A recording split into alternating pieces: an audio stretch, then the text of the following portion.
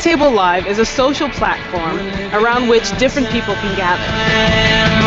The people have awakened in our time, where the truth is standing naked, living in our time. They come from all walks of life. Men, women, rich, poor, old, young, every skin color, everyone, simply everyone. We're living in our play.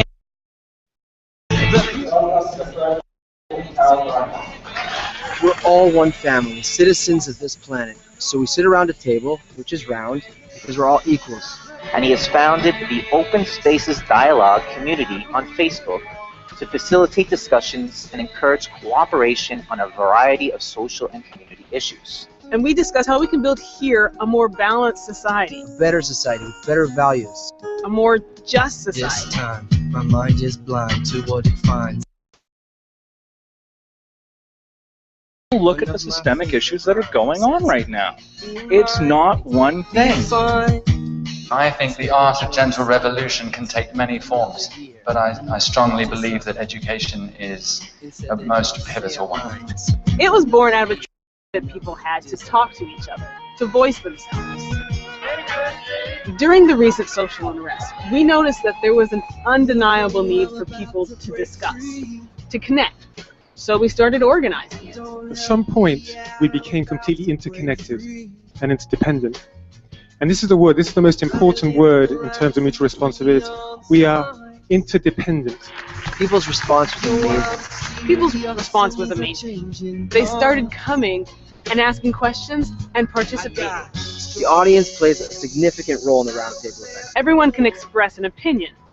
The others listen, reflect, respond, And gradually a new public discourse emerges. It's good to feel that people care about anything, because so many people don't care about anything.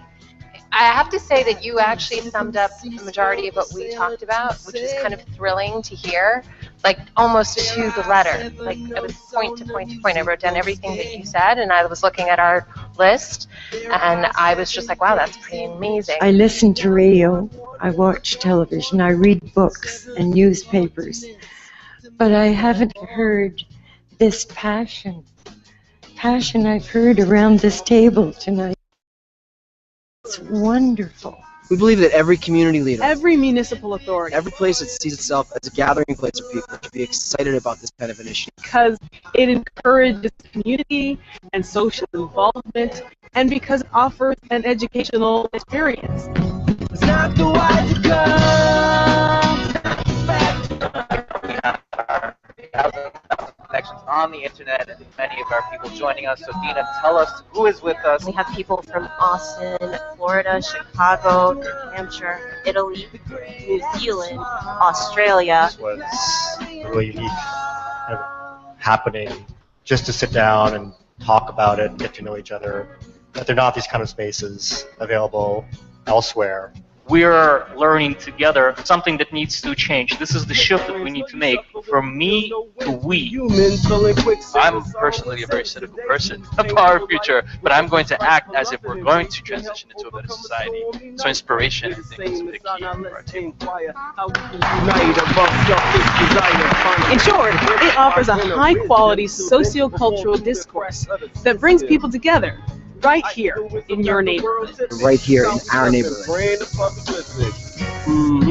not the wise to come, not the factor, the great and the small, the clarity. I don't have any windows. Wow. This is very strange. Can you? Hello? Yes. Okay, guys, we're going to go ahead and begin. Welcome to Mutual Responsibility's second virtual roundtable. Bullying is occurring to our kids more than ever. What can we do about it? My name is Julian Edwards, and I will be your host for tonight's discussion. I'm joined by a panel with various backgrounds, all of whom have either personal or professional experience in dealing with bullying. Also, most of us here are parents. We have kids of various ages, so I'm sure this is going to lead to a very passionate discussion because it touches upon the safety and the happiness of our own families. Now, before we get going, I just want to read a few statistics for you about the situation regarding bullying here in North America. According to the American Justice Department, nearly half of male and just over a quarter of female students have admitted to being victims in physical fights. On the internet, it has been estimated that around half of kids have experienced bullying, with 1 in 4 being verbally attacked more than once.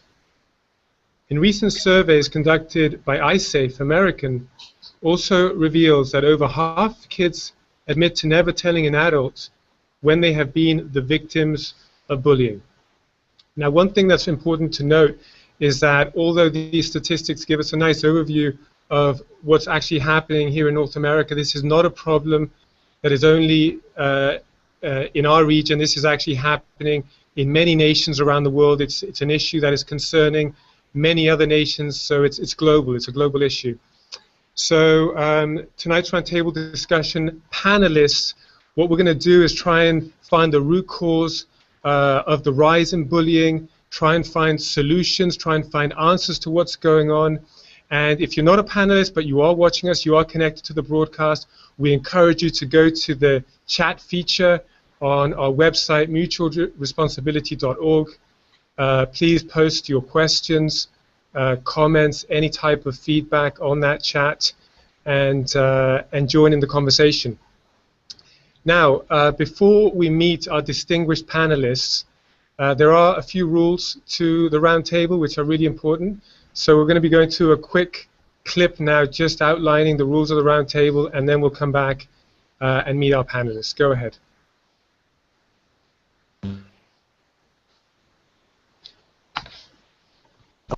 The round table. Around the table, no one is more important or less important. Everyone is equal and very important. We don't reject opinions or negate, but only collaborate.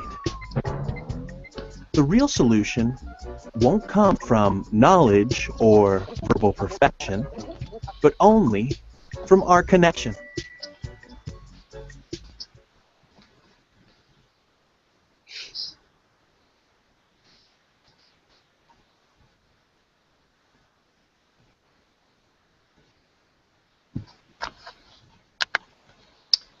Okay, great.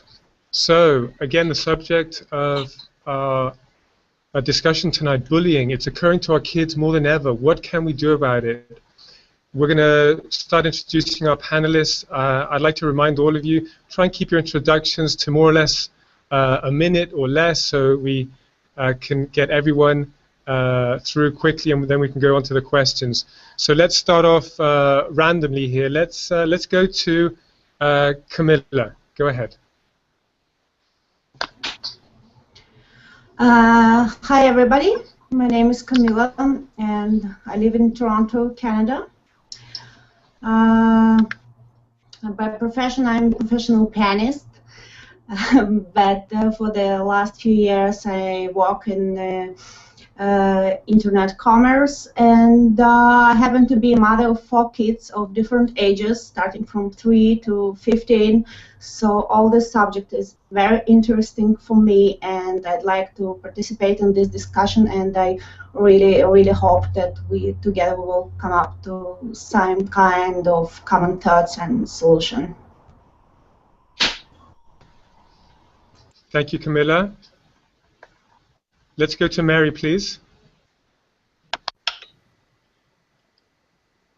Hi, good evening. I am Mary Pennick. I live in northern New York State. I've been teaching for 11.5 years at a career and technical school, and I work with a range of students with a range of abilities from remediation to college composition. There's also a military base in the area, so that brings another realm of diversity to the area and to my teaching. So it's always an interesting experience every day, and I'm also a mother of two. And thank you very much for inviting me. I'm very happy to be among such great people in the panel. Thanks. Thanks, Mary. Great to have you with us. Okay, Mark, go ahead, please. Hi, everyone. My name is Mark Barilicus. I am a professional translator and a parent of 3, including a set of twins. My oldest is about to turn 5, and obviously this is an issue that's important to me, even though my kids are still young. But growing up in the world, this is, of course, an issue that's going to become very pressing, and I'm very happy to be here. I've been involved in mutual responsibility for a few years, and I'm very excited that we're having this discussion together.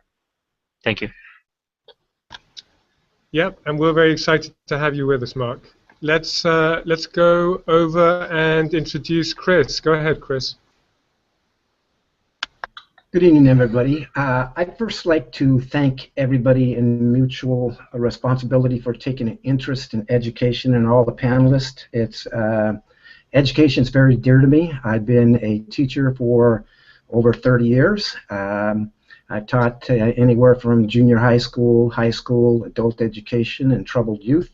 I'm a father of 2 and also a grandparent of 2. And it's just good to be with everybody tonight. Thanks, Chris. Siggy, go ahead. Hi, thank you for inviting me. I'm very excited to be here. My name is Siggy Cohen. I will be Dr. Siggy as soon as I'm finishing my dissertation, which hopefully will be in the next year. And I'm a child and family therapist. I teach college, and I've been involved with families and children for my entire career, which is probably somewhere around 30 years. I have 3 of my own grown children. Thank you, Siggy. Yeah, I've looked at your profile. Looks like you have a lot to share with us this evening. Yes, and there's a few more, but that's okay. Okay, let's go on to Brenda Jones. Brenda, please go ahead. Thank you. Hello, everyone. My name is Brenda Jones. I live about 20 miles from the nation's capital. I grew up in a small town called Waynesboro, Virginia. I had the most wonderful husband in the world, along with 2 wonderful children. They're now 24, 27, I believe.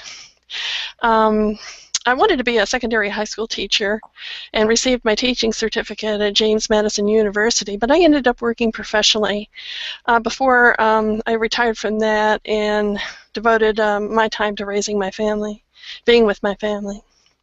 But anyway, again, I second the thanks that we had the opportunity to have this discussion tonight. Thank you very much. Great to have you with us.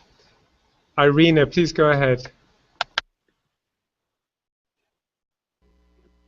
Hi guys, my name is Irina. I'm from Toronto. I'm working, it's called Adventure Place agency, working with kids from 0 to 6. I know in United States this program called Healthy Baby, Healthy Children, which is focusing on the parenting issues and also parent-kids interaction. And because I'm working with parents who is an immigrant who is coming to Canada and also Canadian families, they're having a lot of issues with bullying, especially it's not just in the school, it's in the families as well. And hopefully today I will get some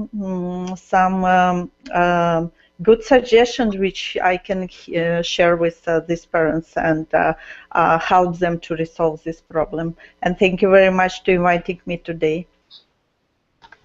I'm sure we will hear some great suggestions. Thank you, Irina. And last but not least, Felicia, please go ahead. Yes, hi everybody. So my name's Felicia. It's actually morning here in Melbourne, Australia.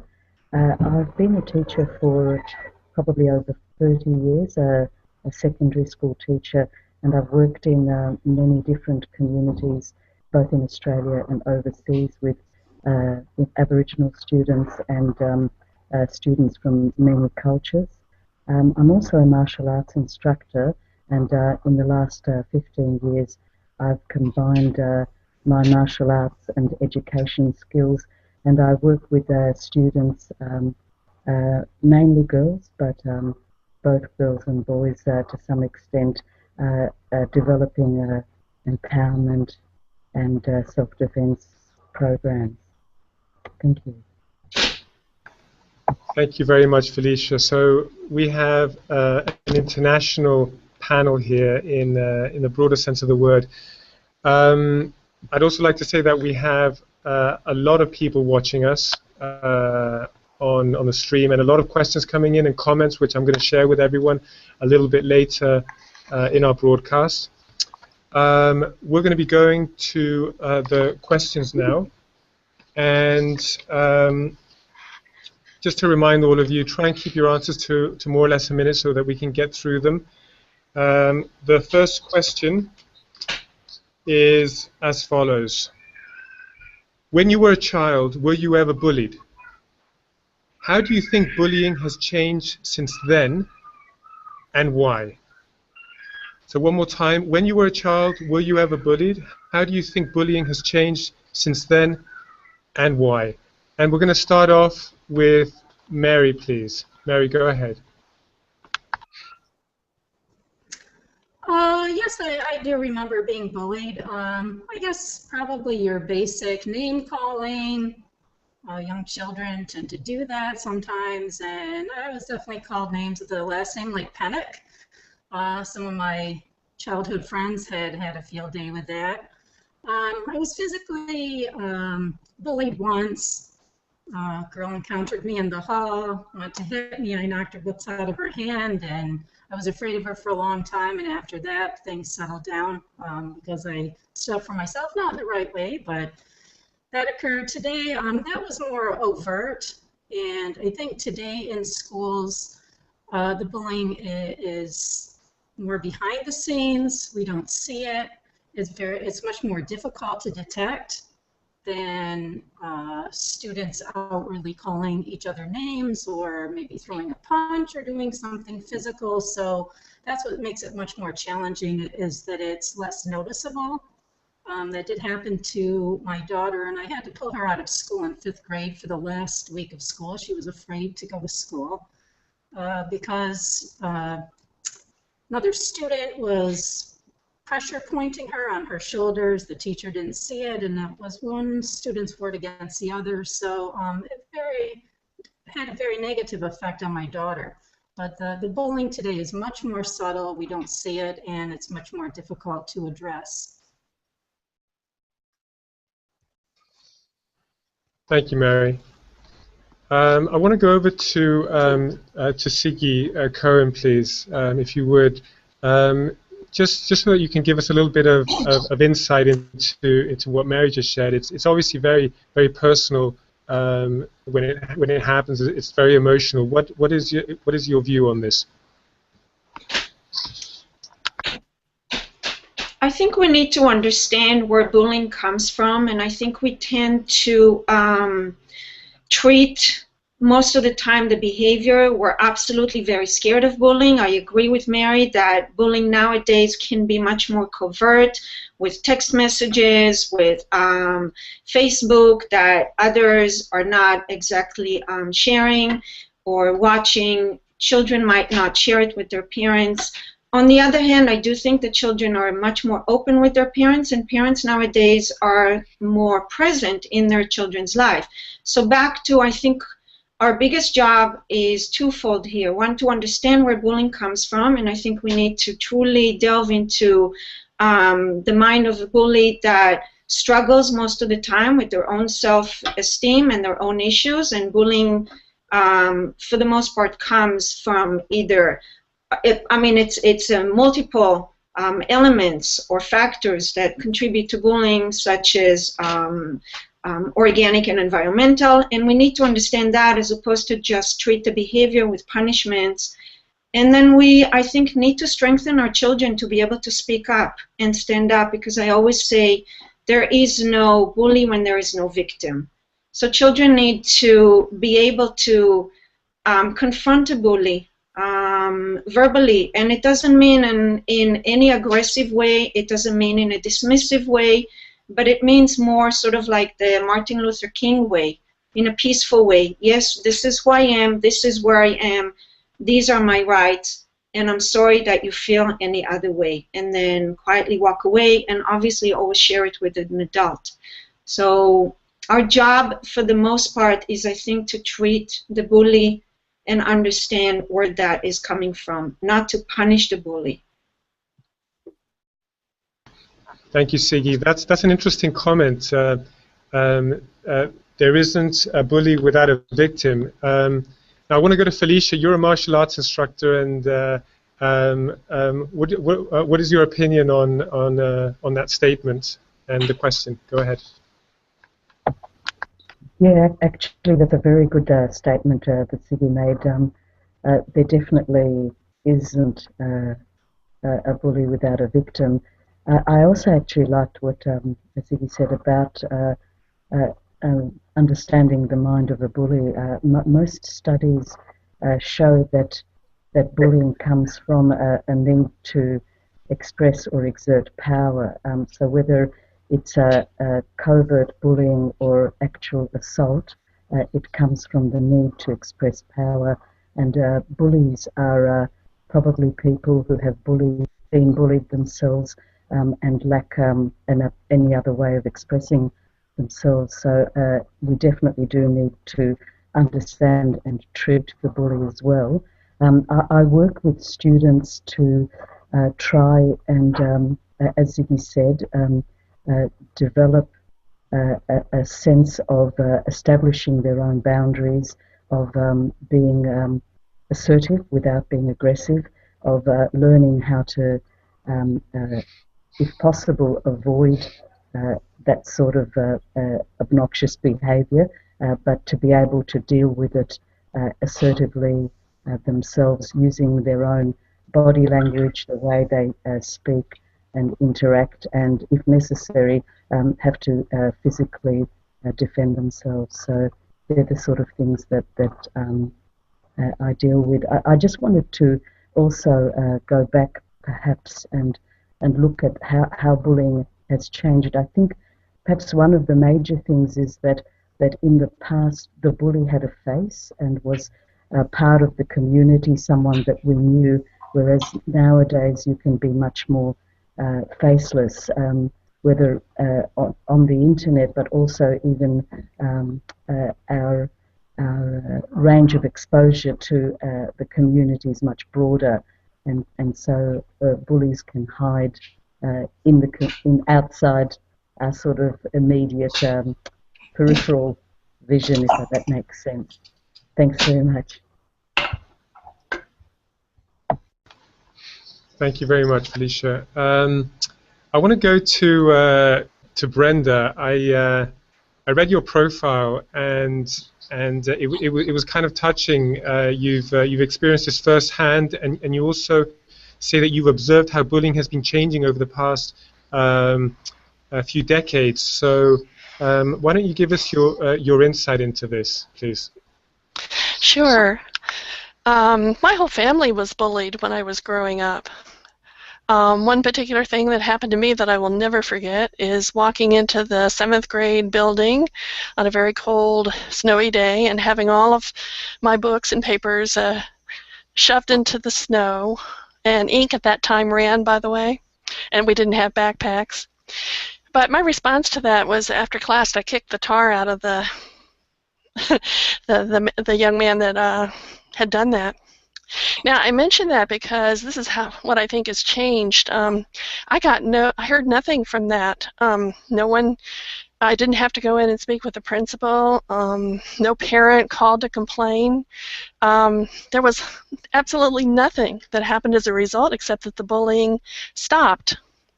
Today, I think what's changed is you can't get away with that anymore. That's not an option.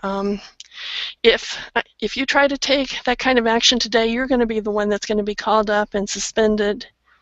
And I think that's one of the major things that's changed. My son at work recently was bullied by a coworker, and he made the mistake of responding. and because he had responded, and that was just a verbal response. He was advised by his management that both of them would be fired. So I think that's the biggest, society's response to bullying, I think, is one of the biggest things that's changed.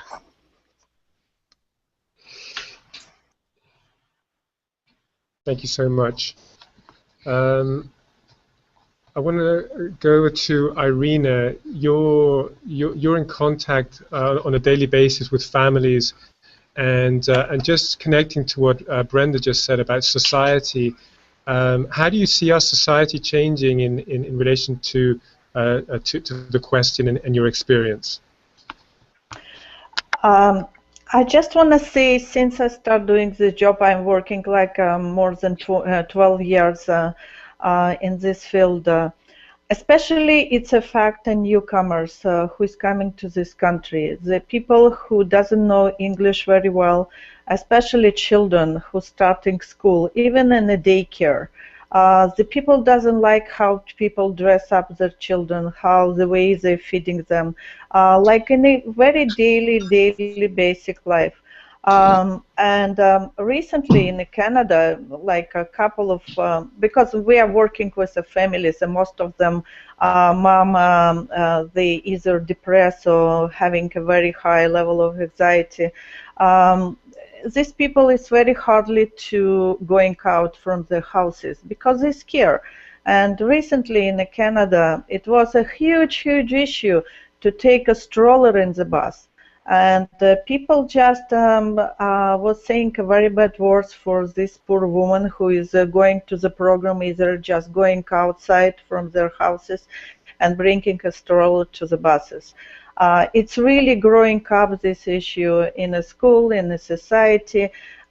In Canada, we have a lot of programs for parents, for people, but it looks like it doesn't help because society is going one way and program is going to another way. So somehow we need to find the common sense to work on this issue. That's it, what I want to say. Thank you, Irina. So it looks like bullying is spreading into all different areas. You mentioned on the bus and in the park, and people are scared of going out. So society is moving in a certain direction, and the solutions are not there. Chris, you've been in education for a long time. Can you give us your insight into what's going on? What is changing? How is bullying changing? Well, first, I was kind of curious with this question, and I was going to sit there and say I was rather doubtful to hear anybody that would say that they were not bullied at one time or another, to some degree, whether it be lesser or greater. And a thought came in my head, what would be the numbers of people on this panel that have bullied before? So it's a two-way street that I'm thinking about right now, being a bully and being a bullier. At schools, covert, yes, we definitely have a problem with texting and so forth and so on. But the most recent school being covert as far as bullying, no, that wasn't the case. We always had people in the hallway. You were not allowed into the school with into this particular school with red fingernail polish, red tennis shoes, blue shoestrings, red hats. I replaced the teacher that was thrown out of a window, so it's not so covert. And the difference between probably when I was going to school and now is it's become a pop culture. It's become fixed in our pop culture. I can identify a bully very quickly, walking down the hallway and everything else. What you can do about it, that's another question. But if you even look at what's going on and how kids dress, watch them go down the sidewalk. They have 90% of the kids in the area that I'm teaching right now are wearing the ghetto prison dress, Levi's down. I don't even know how they keep them off their rump. And it's not the so-called uncool kids that are the bullies. You talk to these kids, these are the so-called cool kids that are bullying. It's part of our pop culture right now. Listen to our music, listen to everything. That has changed entirely from when I was young to now. Thank you so much, Chris. Mark, same question to you. Go ahead. Well, like Chris, I have to say I find it hard to imagine that anyone, someone on this panel, or anyone really, wasn't bullied at some point. I think we'll experience that in one way or another. One thing that hasn't been mentioned yet, I think, is that really bullying has evolved just as technology has evolved. It used to be that you needed to be in the same schoolyard to bully someone. Now you can bully, you can cyberbully, you can bully across all kinds of internet platforms and other platforms that you weren't able to do before. You can now bully across cities, countries, continents even. And really this is it's easier to bully now because you're more detached. It's easier to get into conflicts and try to cause all sorts of negative situations. And it seems that as technology continues to develop and becomes more and more advanced, it essentially brings people closer and closer together. It will be up to us to determine how this connection is used, whether it's used negatively or positively. It leads us into a much larger discussion, I think, as we continue to grow technologically as society. Are we capable of harnessing this power that we have into the right channels? Thank you very much, Mark. Now, before we go on to our next question, I just want to read out some very interesting questions that are coming from our chat. We have over 80 viewers, by the way, watching this broadcast. First question that came in: how can a child stand up to those who bullied him? Is it a solution to go to the principal's office, involve his parents, get help from friends? Another comment is: I believe that parents, on the contrary, are more absent from their children's lives since they hardly communicate. Another question: how do you deal with bullying children in your neighborhoods that won't stop the bullying even after talking with their parents, and the parents accept that they want their children to be bullies? They want their children to fight, and we teach ours not to fight. What do I do? Another question from Anna: the parents of my child's bully did not see their son as the problem.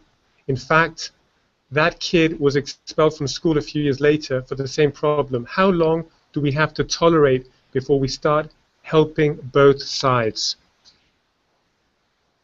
So, some very interesting questions coming in. This is obviously something that we all know, we all understand, we've all been in touch with.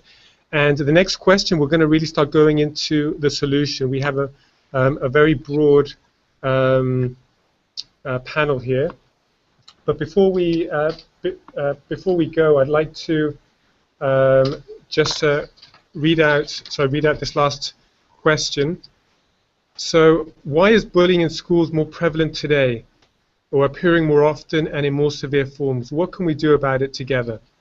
So I really encourage all of you to really go into the solutions from your experience, so that we can come out of this roundtable with something to grab hold of. And I want to start off with Camilla. Please go ahead.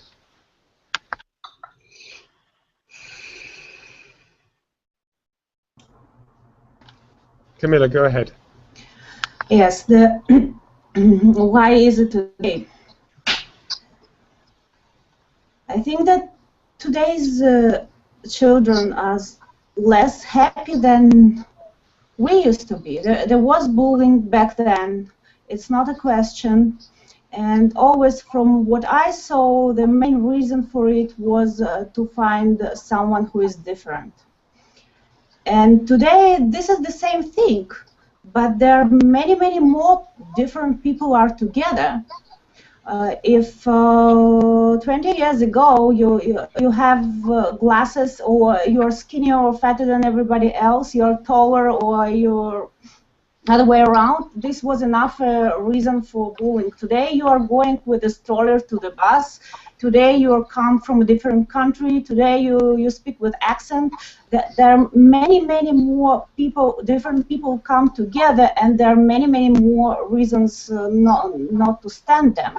And I think that the main problem is that we don't give our kids to feel that their main reason to be in school and to interact with other people, not to study, not to be better than others, not to get a good profession, but to learn how to be with other people, how to live with them, because we know only people who can relate to others, they are actually the happy people among us. Not those who are smarter or do better things, but they look for our appreciation, but they look for our appreciations for their grades or for their behavior, and not for their relation to the people around them. Maybe if we were just trying to let them know about it, maybe it would be different.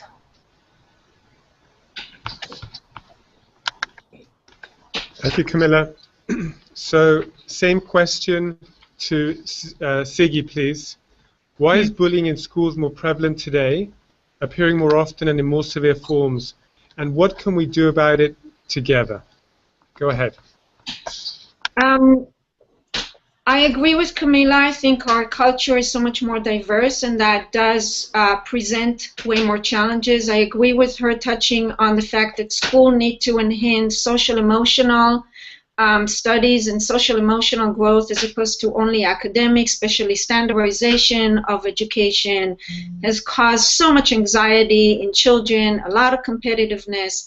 I think that opening way more discussions with teachers and children in regards to diversity, being different, what does it feel like? And I go back to the fact that no doubt that being bullied is awful, and I am 100% sure that most of the time the bully, whether or not is aware of, is also feeling awful. And so two people in dynamic where one is antisocial, the bully and the victim, and the other one is feeling that antisocial exchange, both have to understand where it's coming from. So conversations, discussions, I agree that schools need to be way more playful and less stressful. And I just wanted to say, in terms of there is no victim if there is no bully if there's no victim, you can be absolutely victimized. There's no doubt about it. But feeling a victim is something completely different. And so what does it mean to not be a victim is understanding who you are, understanding your own self-value, being able to express that, and also relying on a support system. Do you know you have a support system, a backbone, whoever that is, your older brother, your parents, the principal, your teacher, and so on and so forth. Support system is extremely important. Thank you, Siggy. Support systems, conversations, discussions, solutions. We're talking about solutions. I want to go to Mark now, please. Let's all start to try and focus in on finding a solution for this. Go ahead, Mark. Well, I think Siggy actually just hit the nail on the head when she mentioned competitiveness. I think the root of the problem is that as kids grow, we begin to instill in them a set of values that essentially encourages bullying. We teach them that it's good to be better than others, faster than others, stronger than others. I need to assert my dominance. Aggressive behavior is actually rewarded. There was an article in Huffington Post that aggressive kids are considered to be cooler by their peers than non-aggressive kids. Now, why is that? It's clearly an antisocial behavior. It's a behavior that causes strife and problems and conflict that really nobody is better off. We can all agree. And somehow this behavior is viewed as positive. And I think it's because we, the adults, have created this world where we set kids against one another, and we teach them that they need to be superior. And it is this feeling, this drive that I need to be more superior to others, I need to prove my superiority to others, that drives this behavior. That's the impetus behind bullying, really. That's the root of it. So ultimately, there are a lot of great questions that were asked.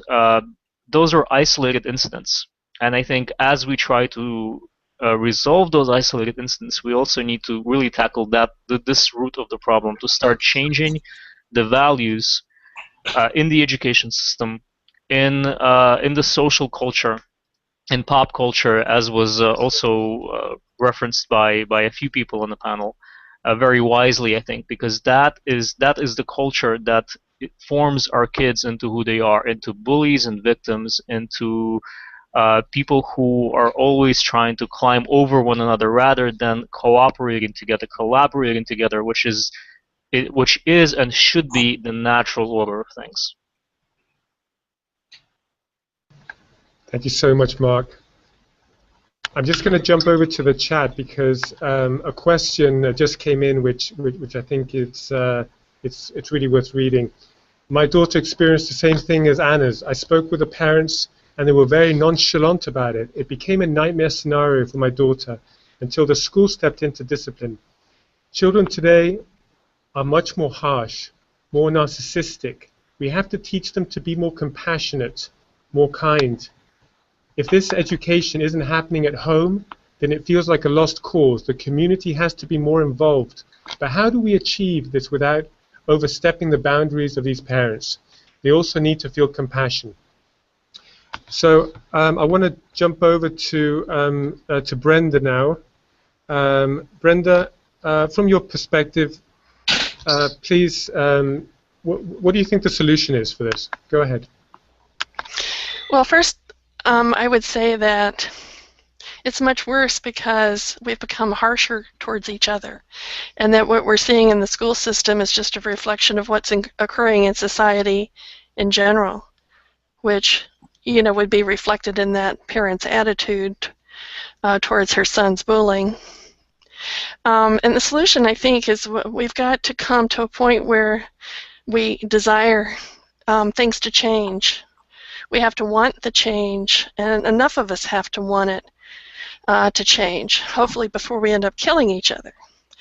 And then I think we need to develop, as that person that wrote in the chats, we need to develop empathy towards each other, and this is what needs to be taught. And I agree with Mark when he said that our educational system has to change and be less focused on competitiveness. We need to teach how to get along with each other. That, to me, is almost the top priority compared to biology or mathematics. Sure, they're important, but what good are they if we don't know how to relate to each other, how to get along? And I think that if enough of us, start coming together and trying to do this together to discover how we can improve our relationships between each other, then we'll create an environment that will influence everyone, because we're all products of our environment. I think that's one of the reasons that bullying has become so bad, is because our environment has been feeding us that we've got to be more and have more. And so we're drawn further and further into ourselves, kind of like a dark hole that sucks you in. And you've developed this hard inner shell, and it's just so much more difficult to break out of that shell and to relate to each other, even to look each other in the eyes. When I go out in the streets, and I try to look, even just something as simple as look another person in the eye, they don't want it. They reject it. And so I think we need to make great strides in developing empathy towards each other, and that'll go a long way, I think. Thank you very much. Now, Irina, you're in a special situation where you are on a daily basis trying to find solutions for conflict that you see within families and bullying that's happening in communities. What is working for you? What is not working? If you can please elaborate. First, I will just continue what people said. It's about society. The most important. It's even not education system, because education system depends on the value of our society, and we need to somehow change it because it doesn't work anymore. I see these children who was born like even 3 years ago. They're not. They're completely different from children who is coming now, and they're like they don't like this system. You know what? The children doesn't like to go to school. The children doesn't like to play even the same games as we were playing, like in my time. So we need to change all values. We need to change all society, and for sure, education system. In my cases, when like as I mentioned, I'm working from 0 to 6, but some families having older children, and they are asking me because children refusing to go to school. They can spend like weeks staying home and refusing. Sometimes they are not trusting the parents, and they just. Not because trusting, they just scared to share with the parents. Again, because parents doesn't have a good English and in order to go to school and speak to principal to the school or teacher in the school. And we just sitting together and we talk. I share my experience. I try to find a way, if I know a child, like the way to talk to him and explain what happened. Sometimes it works, sometimes it doesn't work. With adults, like I mentioned now, it's a big issue with the mom who really having, who really depressed to go out. I just try to explain that we are all different and our society having a real problem, but somehow we have to find a strength in ourselves and not go after this society, but maybe bring our good values and share and do not respond to people the same way like people talking to them. So not go down on this level. So different ways. We have in Canada, as I mentioned, we have a very good program for parents who having a teenager, and now teenager age, as we know, study shows it starts from 10 years and up, which also giving a good strategy. It's like not just parents, children, but whole society looks like having a huge problem. We are isolated from each other. We don't want to help each other, and somehow we need to bring it back to be people more dependent on other, more helpful each other in a different way. And I hope this way can help the children to be more better and more nice to each other. Thank you, Irina. Environment, education, values. It seems like a lot of words are being repeated here. I want to go over to Chris and see what's your take on the solution to this. Please go ahead. You know, everything you just mentioned, all those key words really resonates within teachers.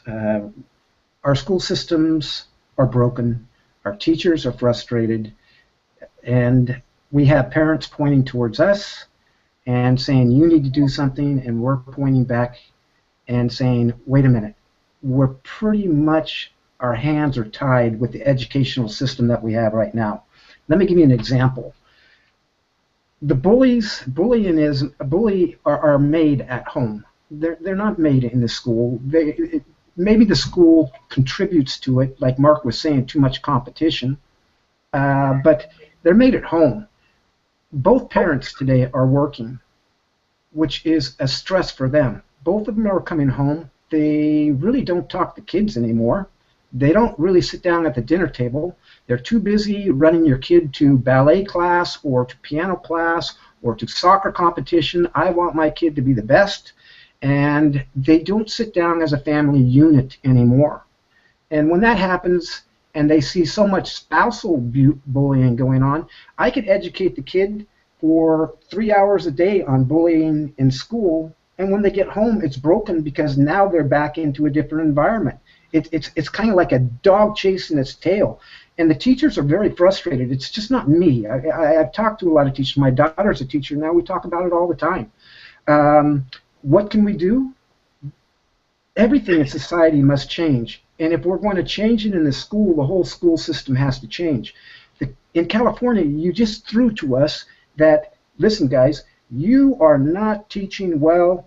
Our standards compared to the rest of the country are down, so therefore we're going to play a new game. We're going to play a new game saying we're going to take a standardized test once a year and we're going to publish it. Your teachers' names are going to be there. It depends on you, your reputation, on how they can look at you right in the paper saying this school did this, this social study did this, and the teachers are running scared right now. Their hands are tied. If you're going to change anything, then you're going to have to really change the whole school system. But society has to sit there and support that school system because they're not supporting the school system. The only thing they want right now is my kid will do well on his SAT scores, my kid will get into a great college and everything else. To tell you the truth, most parents, I hear what you're saying, but bullying is not a priority, guys. It is not the priority right now, and until it becomes the whole education of the student, schools have their hand tied. It has to become a social issue, not a school issue. Thank you, Chris. I want to go to Mary. Mary, you were a teacher for many years, an English teacher, and Chris is saying this has to be a social issue. What is your take on that? Go ahead.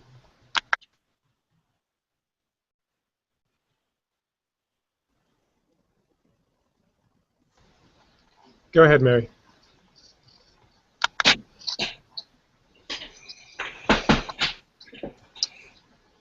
Okay, we're gonna go to Felicia then. Sorry, Felicia, you heard what Chris said. Please go ahead. Okay. Go ahead, Mary. Oh, okay, thank you. I'm probably going to echo what many of the panelists have already said. Obviously, bullying is a very complex issue, and the major difference today is that there are many different environments that children, teenagers, even adults are involved in, whereas 20, 30 years ago and earlier, there were basically two environments for any individual, the school environment and the home environment. So those two environments could be addressed far more easily than the multiple environments and the diverse environments that students participate in, even adults. And media has already been mentioned. Bullying and violence glamorized. There's even television shows, and I don't even know what video games. I don't play those. Are also epitomize whoever's the not even the strongest person, but the most aggressive person is idolized many times in society and in some of these games.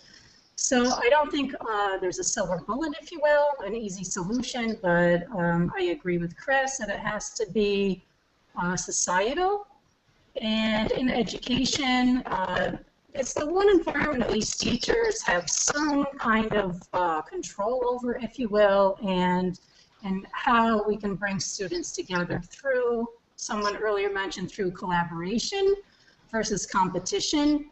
So group work, paired work, I'm not saying put, the bully with the person, who the bully's going against, but at least slowly try to integrate everyone so that even if outside the classroom, there's at least some type of group identity within the classroom.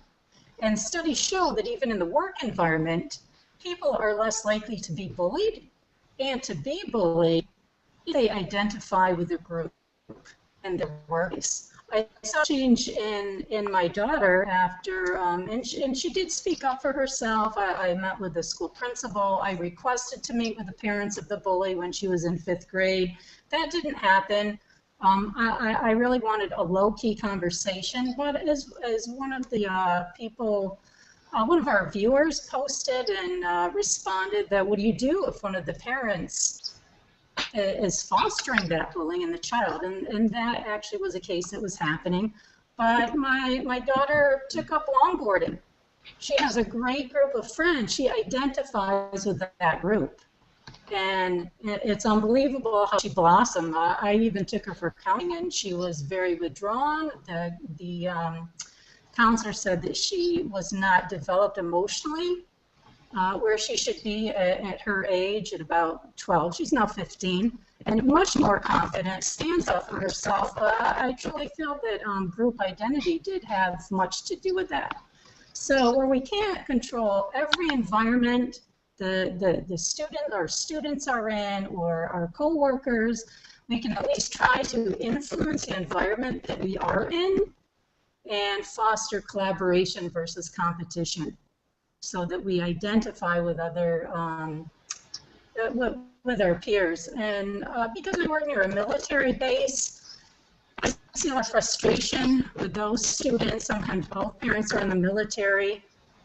They virtually have no control over anything in their lives, where they live, or if their father or mother is going to get deployed, how many times they're going to get deployed. So sometimes I think bullying also is caused by a need to have control over some aspect of one's life.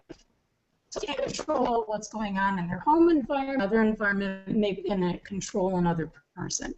The form of bullying. And I'm not saying all military students. I have some wonderful, wonderful military students. It's just one other dynamic, I think, because of lack of control or stability.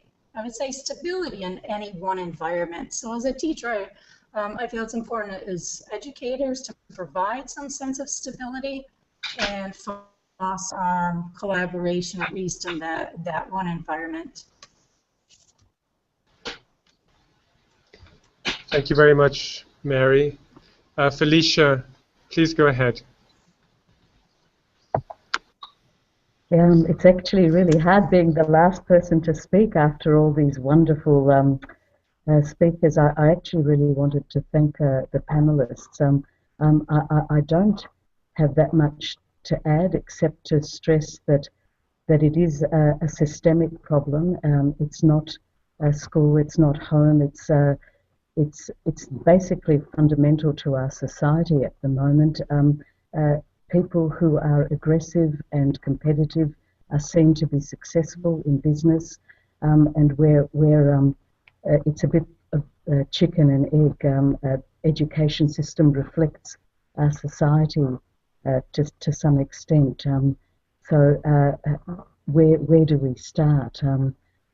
We start, as Mary was just saying, to provide environments which are different, where kids and parents, where families can work together in a cooperative way.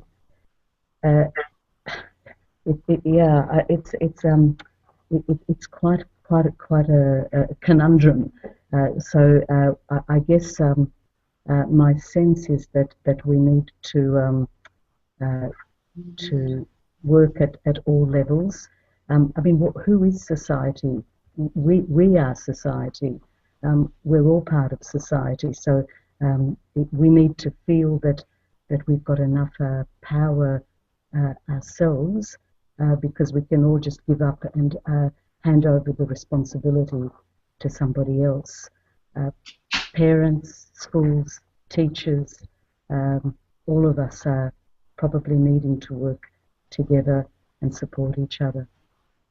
that's about all I can say. Thank you. I think those were wonderful words to finish this round, because it is everyone's responsibility, and this is the mutual responsibility panel for tonight. Our time is drawing to a close. I really want to thank everyone that was on the panel this evening, including all our viewers. We had over 100 people watching this broadcast this evening, and tons of questions coming in on the chat, which we won't be able to read. However, I think tonight what we were able to experience firsthand was that together, listening to each other's opinions, being in respect to each other, building a warm and connected environment, we can really analyze all the problems that affect us in humanity from a new degree. This is not going to be our last virtual roundtable, I can assure you, so we are inviting all of you to join the next one once we announce it. In the meantime, if you're watching, and of course for the panelists, please go to our Facebook page, facebook.com/roundtable live. If you can leave us comments and maybe suggest topics for our next roundtable, that would be great. I think we really need to get this movement going. For all of us here tonight, it's been an absolute pleasure. It's been very comprehensive, and it's been absolutely wonderful. And hopefully we will have this opportunity to join in discussion very, very soon. So thank you so much wherever you are, especially if you're calling in from Australia or from the US. Good night to all of you, good morning, good afternoon, and thank you so much.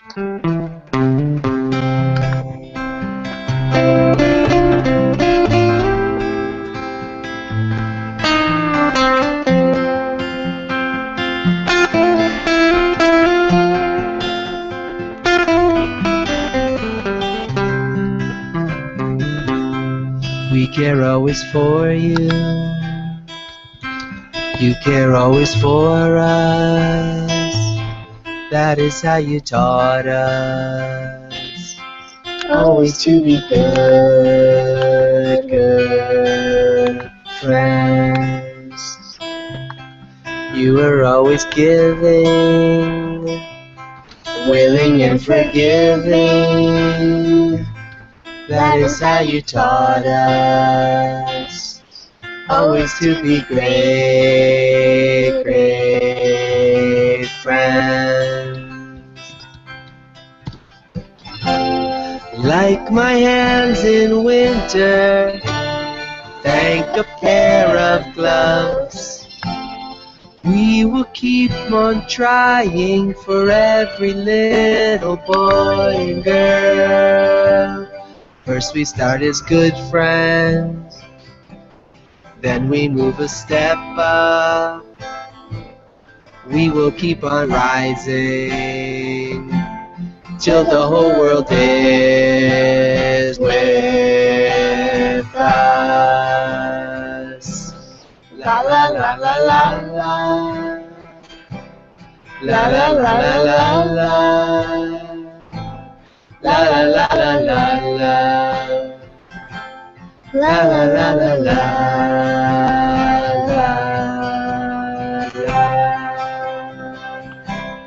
We care always for you. You care always for us. That is how you taught us. Always to be good friends.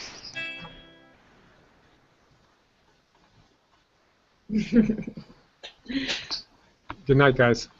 Good night. Thank you. Good night. Thank you very much. Thank you. Good night, everybody. Good night. Bye-bye.